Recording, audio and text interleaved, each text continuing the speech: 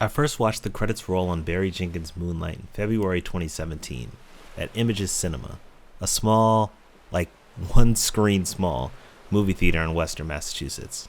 It was perhaps the first time I'd watched a movie and not been sure what to say about it. In retrospect, I realized I didn't have the vocabulary to describe what the film meant and means to me. In revisiting it for the first time in years, there's something beautiful about the fact that this is a film with the main character who hardly speaks at all. The film's editing, sound design, and script use Chiron's quietness to track his arc throughout its 3 acts, culminating in a masterful final conversation. This is how silence speaks volumes in Moonlight. Running around, catching up all that light. In Moonlight, black boys look blue. You blue. That's what I gonna call you. Blue.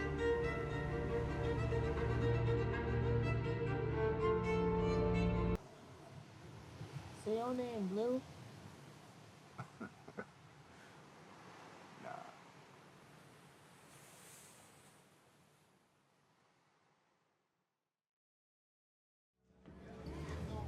You not gonna tell me what your name is?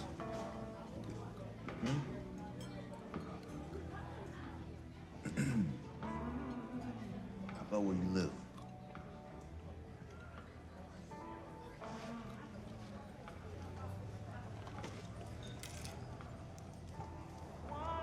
I gotta get you home, little man. In part 1 of the film, Little takes everything in. In this early part of his life, Chiron is quiet as a consequence of his isolation. For better or for worse, he's taking care of himself before he runs to Juan and Teresa. And despite Juan's kindness, he's still apprehensive and withdrawn until Teresa gets him to loosen up. You don't talk much, but you damn sure can eat.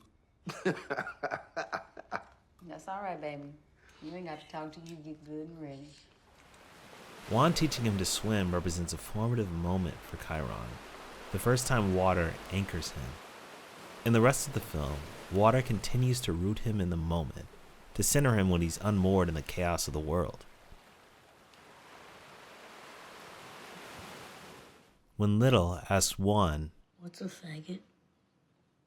this is a break from his usual silence. What's especially devastating here is he's confirming how much he already knows about the world as we've observed by following Juan. His mother and peers resent him for reasons he can't control or fully know. And the man who mentors and cares for him is directly responsible for his mother's deterioration. Well, so you gonna raise my son now? Huh? You gonna raise my son? Yeah. That's what I thought. You gonna raise him? You gonna keep selling me rocks? Huh? Silence is not ignorance or even a numbness. An interpretation validated by the sound design when his mother is screaming at him, muted. It's a kind of embodied peace. There's a positive peace, with the serenity of the silence of learning to swim with Juan, and a negative equivalent, when Juan guiltily confirms that he sells drugs to Chiron's mom. The film is framed through these 2 kinds of silence, positive and negative. So when a character is expressing themselves in an intense fashion, the noise washes away. And stop putting your head down in my house. You know my rule. It's all love and all pride in this house. You feel me?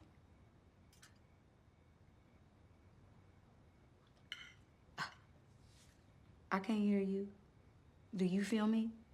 Yeah, Okay. I feel you. All right. The second act is about Chiron finding the opportunity to express himself and having it ripped away. This older Chiron is more willing to defend himself verbally, but he quickly shrinks when threatened. The rising action in this chunk can be tracked through Chiron's repressed feelings bubbling up into an explosion, where he finally becomes an active participant in his own life, for better or for worse. He has some pride and love in him now, but he's not safe or secure enough yet to protect that, between his mother's intense addiction and codependence and the cruelty of his peers. He's surrounded by folks who have no issue expressing themselves, no issue acting. His bullies and his mother do so at his expense, Teresa to protect and support him, and Kevin doing a little bit of both. Let's talk about Kevin. I know you can keep a secret, dog. Real talk, though, I gotta go, all right, before this fool changes his mind. All right, Kev. As Chiron's complement in the story, Kevin is also remarkably lonely. As you saw in the football game in part 1, and now elaborated on in part 2, Kevin has a better handle on performing a kind of masculinity that's more acceptable to the other guys. He's confident, funny, naturally expressive, and charismatic, all things that our lead isn't. But Kevin does share a vulnerable connection with the ocean, this time in the form of the breeze. That breeze feel good as hell, man. Sometimes around the way where we live, you can catch that same breeze. Just come through the hood and it's like everything stopped for a second. Because everyone just want to feel it. Everything just gets quiet, you know? And it's like all you can hear is your own heartbeat. Right? Yeah. Here in Miami, the breeze is peace, and peace is quiet, like Chiron. Kevin can see through Chiron's front, here and in part 3, because he's always fronted for others.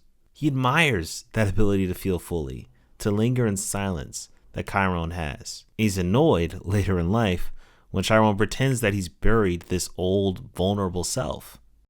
But in a way, he's the one who handed him the shovel. In the climax of Act 2, right before Kevin punches him in the face, Chiron lifts his chin with pride, like Teresa and Juan taught him. When Chiron snaps, it begins with a kind of baptism. Like the water of the ocean in part 1, in part 2, his step towards actualization begins with ice water, now placed on his bloodied face. The contradictions that run Chiron's life have finally come to a head, and the follow-through is wordless.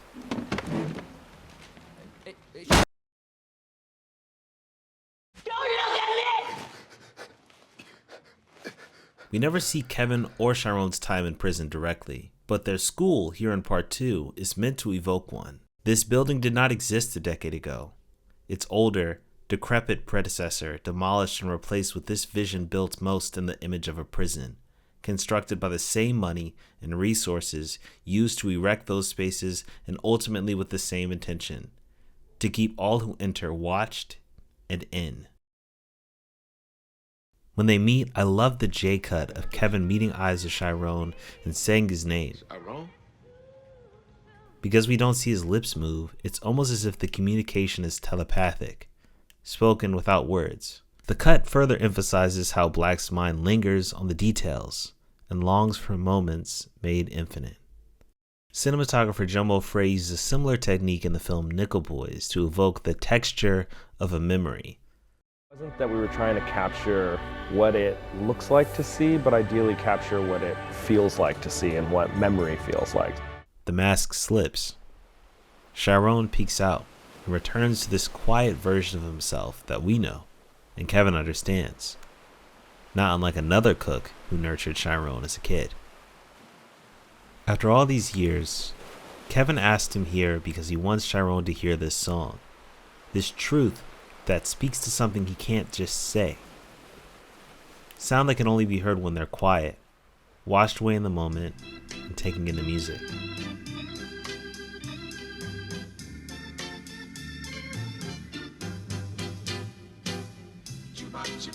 My baby, hello, stranger.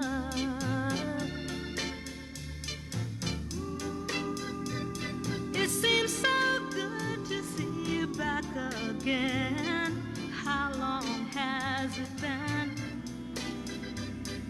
Seems like a mighty long time. Who is you, man? Who, me? Yeah, nigga, you. Saying, man, them fronts. That car. Who is you, Sharon?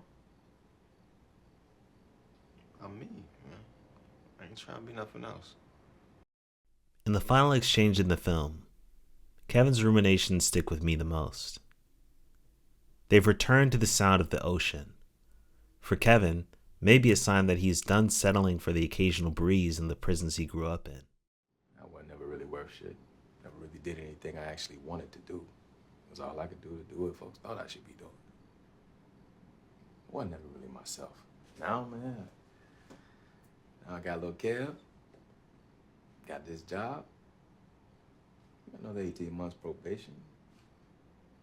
That's some real shit, man. Oh, man, it's a life. You know? I ain't never had that before. Real shit. The struggle of figuring out who you really are, of suffering loss and pain and betrayal, of struggling, is also a life. Kevin is freer than he's ever been, and is most at peace because he's quieted the expectations of others.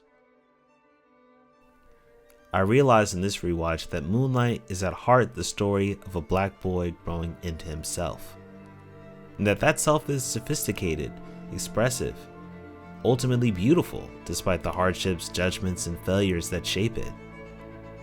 Moonlight is enshrined in the Black canon because it articulates this Black coming of age in a way that only film can, by going beyond words and allowing us to just sit with these characters in silence.